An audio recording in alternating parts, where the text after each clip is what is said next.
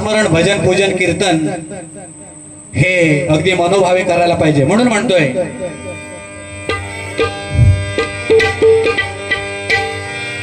मुखी नामाचा उच्चार सदैव मुखामध्ये कोणाचा उच्चार असायला पाहिजे। हा भवसागर आपल्याला जर तरुण जायचा असेल तर मुखामध्ये भगवंताचं नामस्मरण पाहिजे। म्हणून हा गजर म्हणतोय श्री काणबादेवी प्रासादिक भजन मंडळ वारगाव कानकेकर वाडी बुवा श्री चंद्रकांत कानकेकर सर यांच्याकडून 200 रुपयाचं पारितोषिक आलंय भजन मंडळाच्या वतीने, त्यांना सुद्धा लाख लाख धन्यवाद। म्हणून हा गजर म्हणतोय बुवा मुखी नामाचा हो उच्चार तारण्याला हा भवसागर, मुखी नामाचा हो उच्चार तारण्याला हा भवसागर, मुखी नामाचा हो उच्चार तारण्याला हा भवसागर, मुखी नामाचा हो उच्चार तारण्याला हा भवसागर, नरदेहा तोची आधार, नरदेहा तोची आधार, गारे मुखाने सारे रामकृष्ण हरी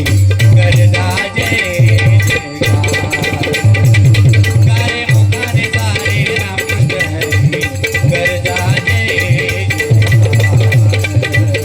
गारे मुखाने सारे रामकृष्ण हरी गरजा जय जयकार, मुखी नामाचा हो उच्चार तारण्याला भवसागर, मुखी नामाचा हो उच्चार तारण्याला भवसागर, नरदेहा तोची आधार, नरदेहा तोची आधार, गारे मुखाने सारे रामकृष्ण हरी गरजा जय जयकार, गारे मुखाने सारे रामकृष्ण हरी गरजा जय जयकार, गारे मुखाने सारे रामकृष्ण हरी गरजा जय जयकार, गर्भी जन्माखाली सृष्टी रचिता ब्रह्मदेव, गर्भी जन्माखाली सृष्टी रचिता ब्रह्मदेव, पालन करता तो श्रीपती विष्णू त्याच नाव, पालन करता तो श्रीपती विष्णू त्याच नाव, पालन करता तो श्रीपती विष्णू त्याच नाव, कर्माचा हिशेब चित्रगुप्तांची देव, कर्माचा हिशेब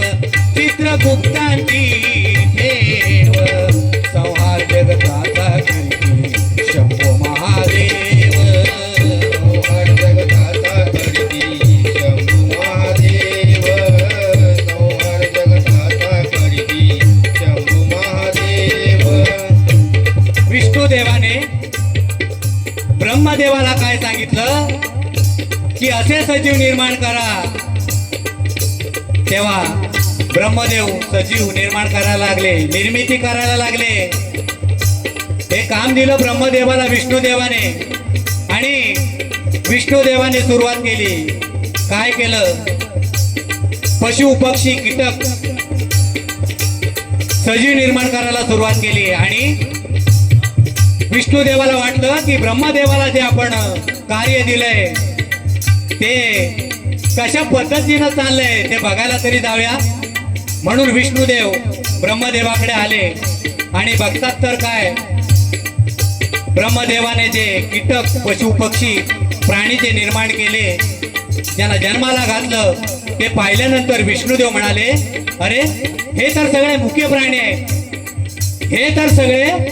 मुख्य प्राणी आहेत। ब्रह्मदेवाला सांगितलं असा सजीव निर्माण करा, असा सजीव निर्माण करा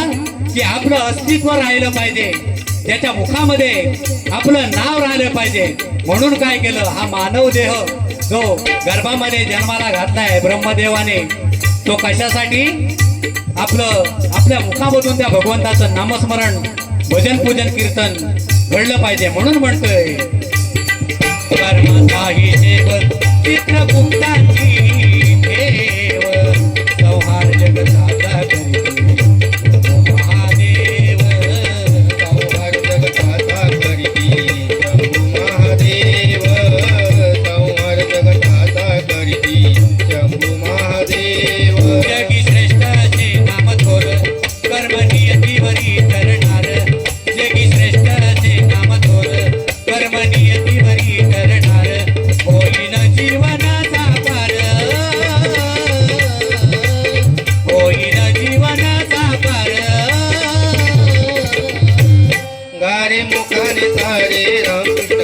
करदा जय जयकार गारे मुखाने सारे रामचंद्री करदा जय जयकार गारे मुखाने सारे रामचंद्री करदा जय जयकार चित्रगुप्ता सांगे नित्य केला भजन पूजन चित्रगुप्ता सांगे नित्य केला भजन पूजन गरिबांना मदत दिली केल्याला अन्न गरिबांना मदत दिले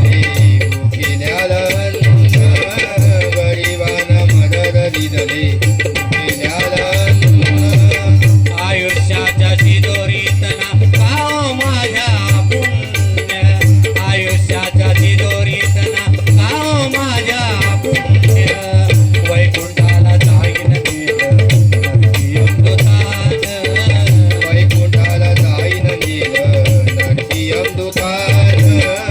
वैकुंठाला जाईन नेलं नरकी अमृतान हा नरदेह हे सगळं केल्यानंतर जेव्हा शंभू महादेव आपला जीवनाचा अंत करतो म्हणजे संहार करतो विल्हेवाट लावतो नष्ट करतो तेव्हा हा मानव विचार करतो की एवढं सगळं भजन पूजन कीर्तन नामस्मरण केलंय मग मला यमांच्या दूताने नरकामध्ये काढलं असा प्रश्न विचारतो वरती गेल्यानंतर तेव्हा ब्रह्मदेव काय सांगतायत मी तुला फक्त जन्माला घातलंय काय मी तुला फक्त जन्माला घातलंय मला काय विचारू नको जा विष्णुदेवांकडे जा तसा विष्णुदेवांकडे जातो आणि विष्णुदेवांकडे गेल्यानंतर विष्णुदेव काय सांगतायत मी फक्त तुझं पालन पोषण केलंय तुला जे काय विचारायचं ते शंभू महादेवाला विचार नंतर हा मानव शंभू महादेवाकडे जातो आणि शंभू महादेवाकडे गेल्यानंतर विचारतो की मी सगळं भजन केलं पूजन केलं नामस्मरण केलं इतकं पुण्य केलं भुकेल्याला अन्न दिलंय तहानलेला पाणी दिलं मग मला नरकामध्ये काढलं मग शंभू महादेव सांगतात काय की फक्त माझं कार्य काय जे जीर्ण झालंय ते संपवायचं काम माझ्याकडे आहे तुला जे काय विचारायचंय ते चित्रगुप्ताकडे जा तिथून तो चित्रगुप्ताकडे जातोय आणि चित्रगुप्ताच्या बाहेर पाटी लिहिलेली असते काय लिहिलेली असते पाटी की जैसे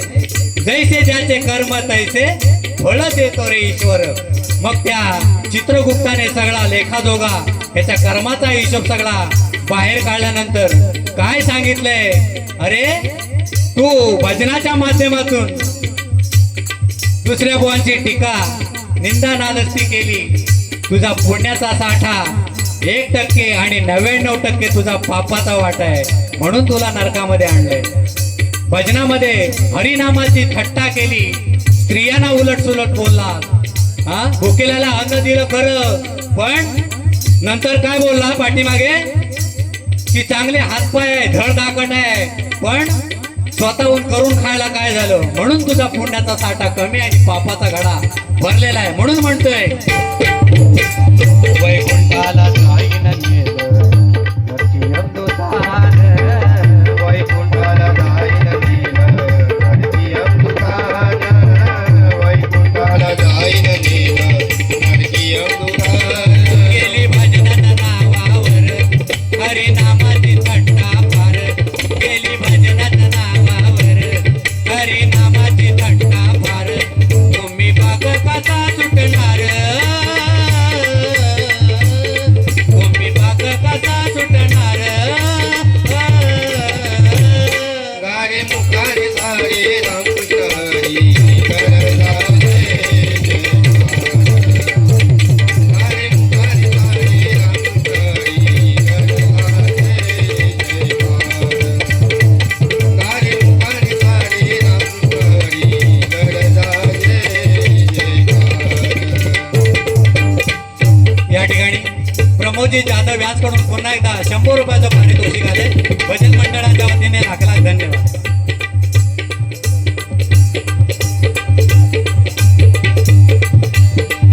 भोग नाही चुकले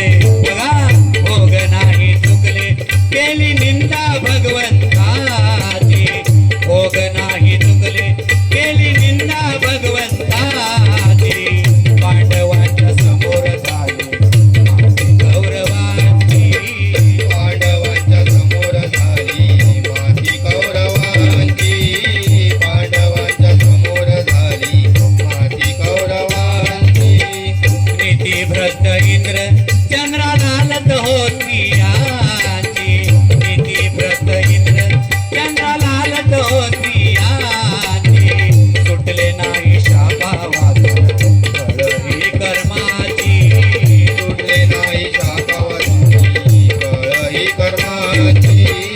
सुटले नाही शापावातुनी फळ ही कर्माची हो कोणाला चुकले नाही लक्षात ठेवा भगवंताची 5 पांडवांनी काय केलंय बघा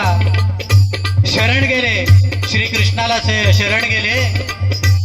म्हणून कौरवांचा पराजय झाला नीतिभ्रष्ट इंद्रदेवाने काय केलंय इंद्रदेव सुद्धा सहस्त्र भग पडली कशामुळे चंद्राला सुद्धा डाग आहे कशामुळे चंद्राने काय केलं देवांचे गुरु बृहस्पती त्यांची पत्नी तारा एकदा गेले त्यांच्याकडे आणि दोघांची नजरानजर झाली आणि काय घडायचं ते घडलं दोघांचं चंद्राला शाप दिला म्हणून हे जे ग्रहण लागतंय ते कशामुळे हे भोग हे शाप हे कशामुळे सुटणार नाही म्हणून म्हणतोय या कलियुगामध्ये हे संत महंत थोर आहेत आणि ज्याची भक्ती शुद्ध आहे तोच अमर आहे म्हणून म्हणतोय सुटले नाही शाप